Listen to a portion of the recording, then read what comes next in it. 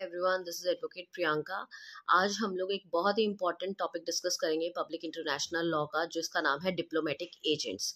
Diplomatic agents जो हैं, ये टॉपिक पेपर में हर बार ऑलमोस्ट आता ही है, तो आपको बहुत अच्छे से इसको रेडी करना है ना। Who are diplomatic agents? If you talk about the definition, diplomatic agents according to public international law are the representatives of the country. ये किसी भी देश के रिप्रेजेंटेटिव्स होते हैं जो ऑथराइज्ड होते हैं क्या करने के लिए, on act on the behalf of government of country.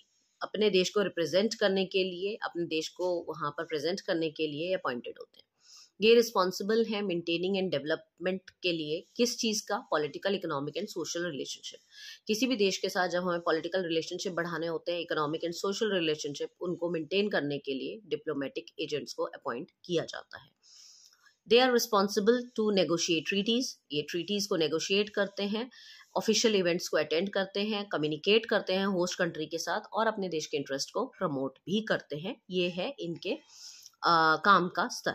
अब वीना कन्वेंशन 1961 जब हुआ था, तो उसके बाद ये रूल बन गया कि हर फॉरेन कंट्री अपने अपने एजेंट्स को दूसरे देश में भेजेंगे, ताकि वो उनको वहाँ जाके रिप्रेजेंट कर सकें, और साथ ही साथ इनको बहुत सारे कुछ प्रिविलेजेस भी वहाँ पर मिलते हैं।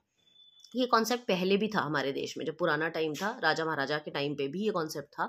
तब राजा महाराजा जो थे अपने दूत भेजा करते थे दूसरी कंट्रीज में। अब ये कॉन्सेप्ट डिप्लोमेटिक एजेंट्स और एम्बेसडर्स का बन गया है।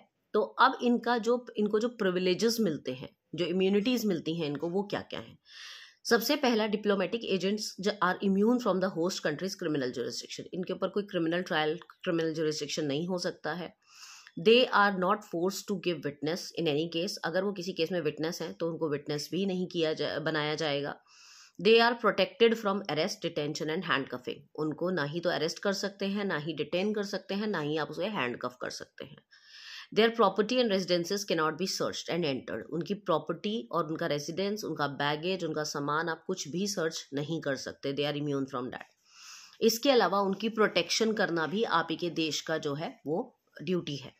इसके अलावा they have freedom to movement, they have right to worship. उनको वर्शिप करने का पूरा अधिकार है। इम्यूनिटी फ्रॉम लोकल जुरिस्डिक्शन, ये सारे उनको राइट्स मिलते हैं। मतलब आपके देश में अगर किसी देश का आगे डिप्लोमेटिक एजेंट रह रहा है, तो आपकी ड्यूटी है उसको प्रोटेक्ट करना। ठीक है। अब अगर हम बात करें टाइप्स ऑफ डिप्लोमेटिक एजेंट्स की, तो इसमें 3 कैटेगरीज आती हैं। पहली है एम्बेसडर्स। एम्बेसडर्स जो होते हैं, head of the states and other head of missions बोले जाते हैं। ये हाई रैंक ऑफिसर्स होते हैं, पर्सनल रिप्रेजेंटेटिव्स होते हैं हेड ऑफ द स्टेट्स के। कॉमनवेल्थ नेशंस में हाई कमीशंस बोलते हैं इनको, जो एम्बेसडर्स हैं उनको। And the country they are going, consent is taken from them. जहाँ वो जाते हैं वहाँ से पहले इनके लिए कंसेंट लिया जाता है, एंड उसके बाद ग्रांट मिलने के बाद वो चले जाते हैं वहाँ पर रहने के लिए। इनके नीचे की जो कैटेगरी होती है, एम्बेसडर्स के नीचे के जो रैंक के ऑफिसर्स होते हैं, उनको कहा जाता है एनवॉयज या मिनिस्टर्स। और इनका एक और दूसरा नाम है मिनिस्टर प्लानी पोटेंशियरी एंड इनवॉयज एक्स्ट्रॉर्डनरी। ये इनका पूरा नाम है। ये एम्बेसडर से नीचे के स्टेटस के होते हैं, इनको ज़्यादा प्रिविलेज नहीं होता, और एम्बेसडर से जो भी राइट्स होते हैं वो कम ही मिलते हैं। And the last category is charges the affairs. Charges the affair में जो होते हैं, ये फॉरेन मिनिस्टर्स होते हैं, फॉरेन मिनिस्टर्स अपॉइंट करते हैं इनको, और ये सबसे लोएस्ट रैंक के जो डिप्लोमेट्स होते हैं वो होते हैं ये। तो इनकी 3 कैटेगरी होती है, एम्बेसडर्स, मिनिस्टर्स या envoys, and third is charge d'affaires. Vienna convention on diplomatic relations of 1964 codified the rule of international law governing diplomatic relationship.